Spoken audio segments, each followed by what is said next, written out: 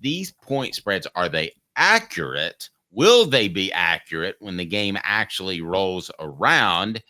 And what does it say about Tennessee's football team? What down, Coop? Coop here. First down. NC State neutral site, 5.5-point favorite. Tennessee is a favorite over the Wolfpack. I thought that was a little bit low. What did you make of that number?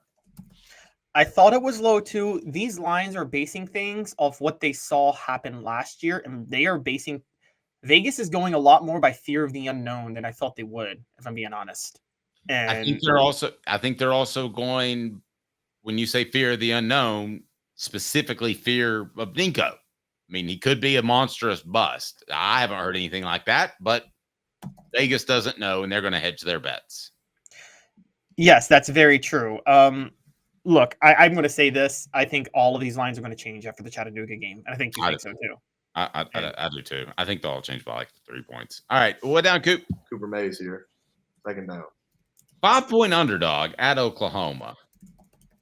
I thought they'd be a 1 or 2 point underdog. 5 surprised me a little bit. I thought that was larger than it would have been. Where would you have thought that line fell, and what does it say about Tennessee? I think it says it's tough to play at Oklahoma, and I know Tennessee has a brief history there, but for those that don't know it, I mean, that's one of the tougher places to play in the nation.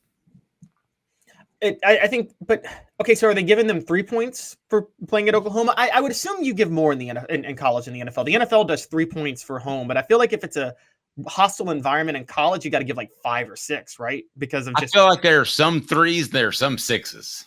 Yeah, Vanderbilt, it's 0. There's 0 points given for Vanderbilt, but you actually get a point when you play at Vanderbilt. Well, if you're Tennessee, that's true because you fill the stadium with your own fans. Oklahoma is definitely got to be like in the 6 or 7 point range, though, in terms of hostile environments. But I will say that I think Vegas is still overreacting to this. Now, I think this is saying on a neutral field they think Tennessee's better. I think they're factoring in I think they're giving Oklahoma 5, and it's all 5 are due to it being at Oklahoma and Tennessee having a new quarterback going into play against Oklahoma. So I think those 2 things combined is why they're giving them 5. I don't think it's a good line. I don't think Tennessee should be that. I still think Tennessee shouldn't be that much of an underdog at Oklahoma. Okay, what about this? Hit the like and subscribe button because Tennessee's a double-digit favor over one of their biggest rivals in 60 seconds.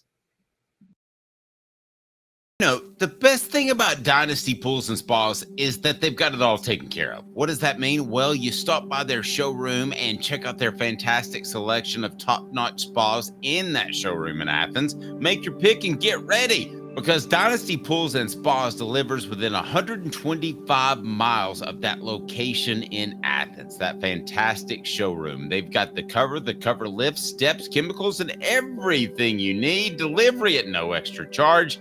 They're just down the road in Athens. You pick the spa you want, and it'll be there for you. Oftentimes discounted with military and first responders discounts. Also blemish models, or just mention Off the Hook Sports. That's Off the Hook Sports for $500 off. There's a discount for you on spas made right here in East Tennessee. Support local. Dynasty Pools and Spas also has the best chemicals for you and your spa and your pool. No fillers, just the chemicals made right here in East Tennessee. Support local. Dynasty Pools and Spas, $500 off if you mention Off the Hook Sports. $500 off if you mention Off the Hook Sports. Dynasty Pools and Spas, dynastypoolsandspas.com. Cooper Mays here. Second down. Hit like and subscribe. Tennessee, an 11 to 12 point favorite, depending on where you look. That was the least surprising number of them all. Caleb, I thought Tennessee would be a 2-score favorite over the Florida Gators, partly because I think Tennessee's pretty good, but I think Florida's really, really bad. Yes, and people need to understand something because I hear a lot of, when Vegas is wrong and they're like, that's why you play the game. Vegas goes by probabilities, guys. And what we have to give Vegas credit for is they're not overreacting to that Florida game from last year. They're saying Cooper Mays wasn't there. It was at Florida. Joe Milton was quarterback. There were a lot of things that happened, but that doesn't mean Tennessee should not have been an 8-point favorite at Florida last year, which they were. They're an 11-point favorite against Florida at home this year. And I think that's perfectly right, largely because Tennessee's going to be better this year. we're assuming Cooper Mays is healthy at the moment when they go play when they welcome Florida to Knoxville. They're going to play at home. And Florida, I think Dave might be worse this year than they were last year. I think that's very possible. I was taking a second to see what was inflammatory about that statement. I thought I'd missed something. I was like, well, Caleb said that like there was something hot there. No, they could very well be worse this season. It wouldn't surprise me at all. All SEC center Cooper Mays here. 4th down. What's more surprising? Caleb couldn't be inflammatory enough. Last question. No, well, Dave, you just jumped from 2nd down to 4th down. I hope you know that. So. Oh, did I? I think the last one. I think you meant no, you're wrong. 3rd down was 4th down. I did 4th down. We did no. You meant to do 3rd down for the last one, but you hit 2nd down for Cooper Mays. Okay, well, Tennessee center Cooper Mays here. 3rd down. That was Florida. 11-point favorite makes sense. All right, 4th down. All SEC center Cooper Mays here. 4th down. Alabama, Georgia. Alabama is a 2-point underdog to Tennessee. Georgia is a 17.5-point favorite. So wait just a second. You've got two. You got me mixed up a little bit. Tennessee is a favorite again. I got 2-point underdog. Tennessee's a 2-point underdog to Alabama. They're a 2-point underdog to Alabama and 17.5 underdog. Clear. And that's on offthesports.com. So I was looking at those numbers this morning. What surprises you most? That they're in Alabama? They're an underdog to Alabama at all, or that they're a almost 3-touchdown underdog to Georgia?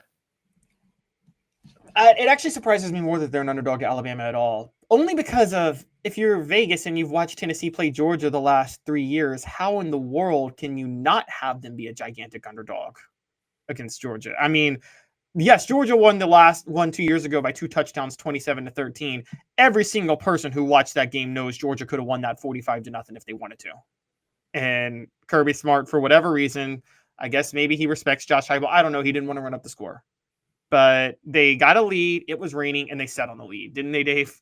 And yeah, and yeah, I look at Alabama and Georgia this year, and how many unknowns are there? I mean, one of the quarterbacks is unknown, and Nico in that Georgia game, you would say 2 of the quarterbacks are. Well, now you have Jalen Milroe, but I don't know he keeps that position. I think 2 of the quarterbacks are somewhat in question because they're new or not proven in that game. And you have a new coach. How is his new offense going to transition? So these are 2 numbers that could change drastically, right?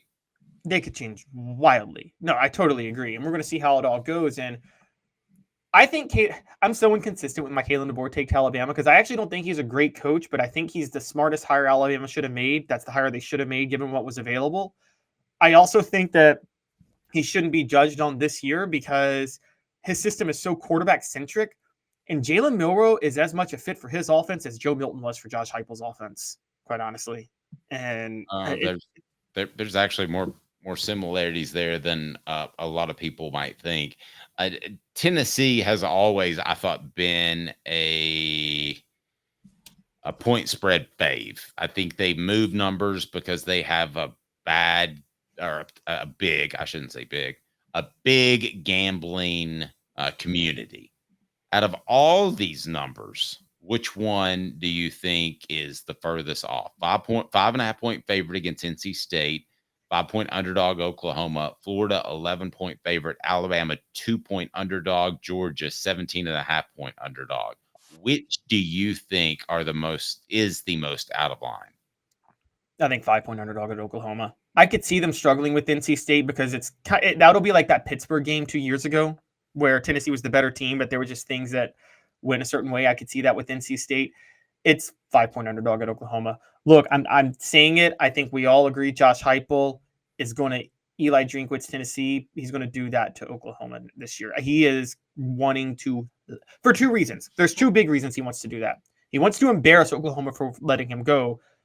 But that's going to be, Tennessee-Oklahoma is going to be the marquee game that weekend, guys, if you look at the schedule. And he's going to want to make a statement as the marquee game. And he's going to want Nico Iamaleava to light it up because he likes stats. So he's going to go all in.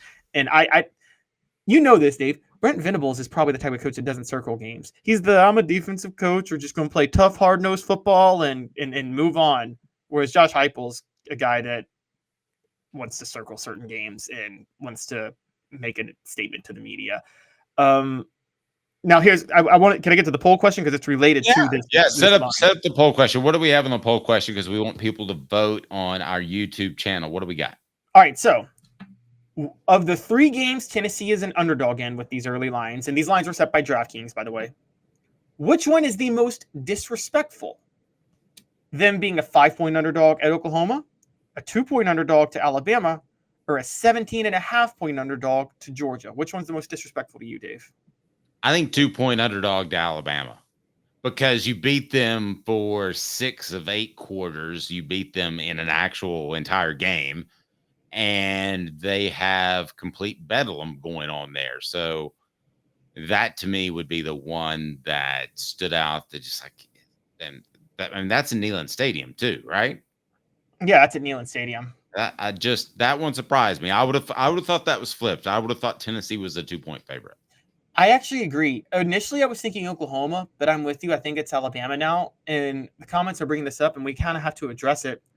Maybe the points are going to Oklahoma because, look, Josh Heupel's not good on the road.